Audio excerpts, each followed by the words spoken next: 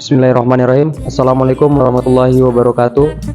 Kami dari kelompok Engineering Design Process. Kali ini kami akan melakukan penyebutan hal-hal yang kami jumpai di jalan, tujuan untuk menyelesaikan tugas dari kegiatan Engineering Design Process.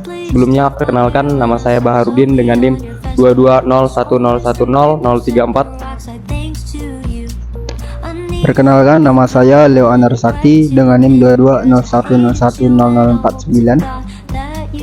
Perkenalkan, nama saya Diki Olimpiasa dengan NIM 2201010024. Perkenalkan, nama saya Rizka Ramadhani dengan NIM 2201010052. Perkenalkan, nama saya Nahdiana Sabul Jannat dengan NIM 22010150. Perkenalkan, nama saya Adila Niagara dengan NIM 2201010002. Baik, untuk perkenalan dari nama-nama kelompok kami, sekian. Kami akan melanjutkan ke tahap selanjutnya. Baik, di sini saya akan menyebutkan hal-hal yang saya jumpai saat perjalanan dari rumah ke BLK. Yang pertama itu adalah kabel berantakan, lalu pipa air, lampu jalan, bendungan atau waduk, tong sampah, bus, bangunan, hutan yang terbakar, rambu-rambu lalu lintas aman tidak terurus, pohon yang menutupi rambu-rambu lalu lintas, dan yang terakhir adalah jembatan. Dan selanjutnya saya kasih ke Leo. Baik, saya akan melanjutkan hal-hal apa saja yang saya temui pada saat saya perjalanan dari rumah menuju ke BLK. Di sini ada jalan berpasir, kondon lampu lalu lintas mati, jalan berlubang, sampah diparit, tiang listrik rendah, macet di SPBU, jalan banjir, lampu lalu lintas ada yang mati, parkir di bahu jalan. Berikutnya saya akan lanjutkan kepada rekan saya, Adi. Baiklah, di sini saya akan menyebutkan apa saja hal-hal yang saya temui dari rumah sampai ke BLK. Itu ada pos polisi, pagar, kran, atap, pohon, halte, daun, dan patung. Baiklah, akan dilanjutkan ke teman saya, Rizka. Oke, di sini saya akan menyebutkan apa saja hal yang saya temui saat dari rumah ke BLK.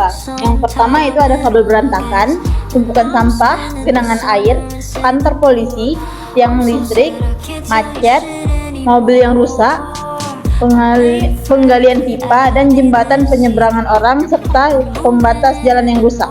Selanjutnya akan dijelaskan oleh teman saya Adila. Baik, saya di sini akan menjelaskan atau menyebutkan apa saja yang saya temui dari mulai saya rumah menuju ke BLK. Yang pertama itu ada jalan raya yang berlubang, tong sampah bocor, air tergenang, serta kabel listrik yang bergantungan. Selanjutnya akan dilanjutkan oleh teman saya, yaitu Diki.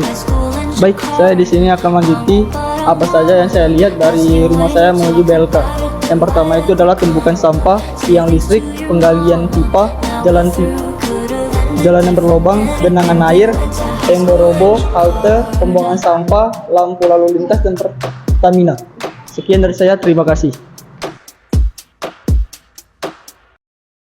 Baik, Assalamualaikum warahmatullahi wabarakatuh. Di sini saya akan menjelaskan tentang alat dan bahan pada proses engineering design proses ini, apa aja sih yang kita perluin.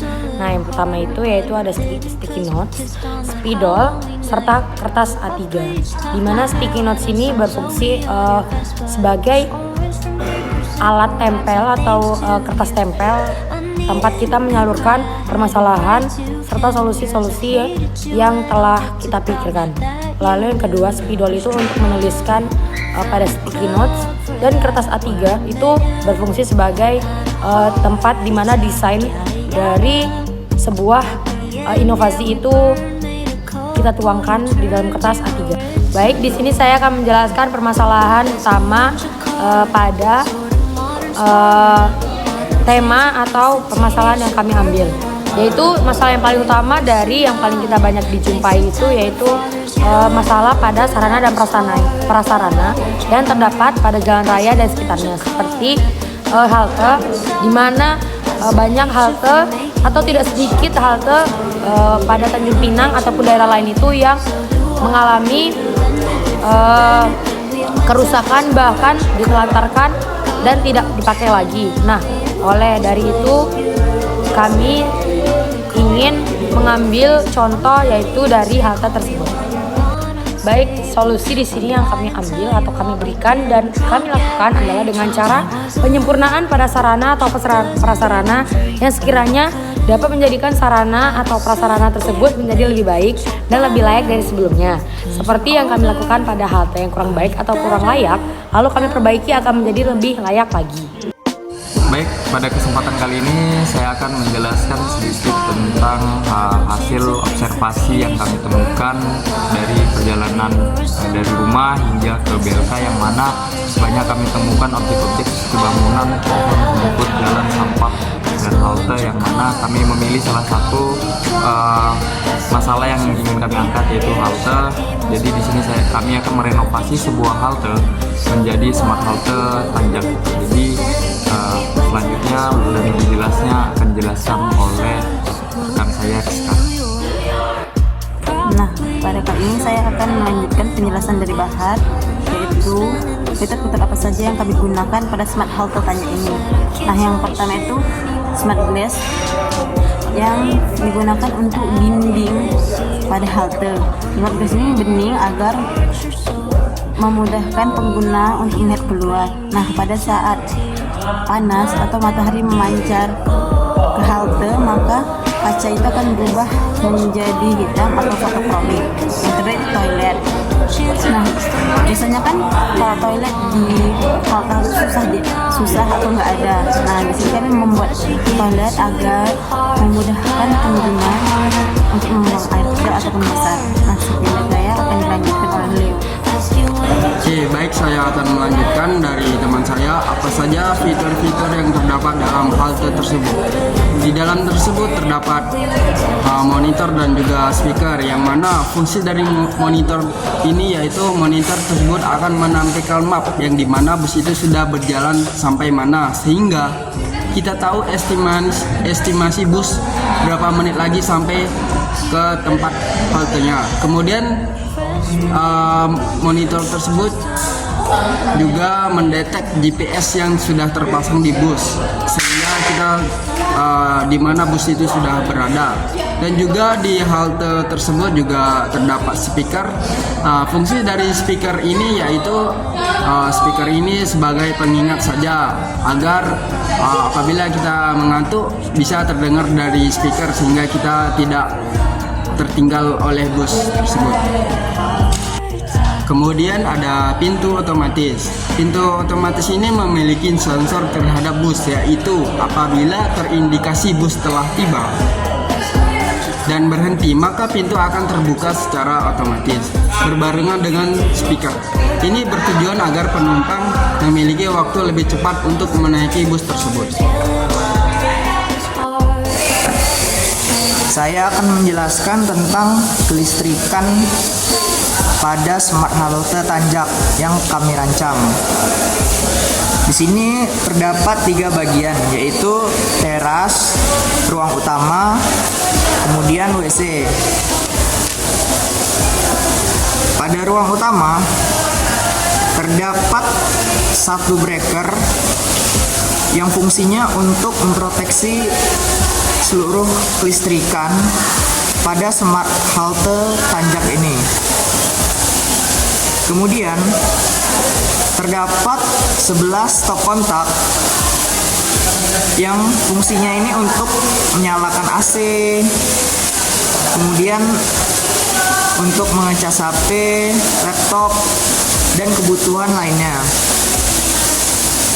Kemudian untuk penerangannya terdapat 3 lampu di ruang utama yang dikendalikan oleh saklar ganda yang terdapat di samping pintu. Jika dilihat dari gambar itu di sebelah kanan atas. Kemudian pada bagian WC terdapat 1 lampu yang dikendalikan oleh saklar tunggal yang terletak di sebelah kiri pada gambar. Kemudian pada penerangan teras terdapat 4 lampu, yang mana lampu-lampu ini dikendalikan oleh saklar ganda yang di samping pintu sebelah kanan atas pada gambar.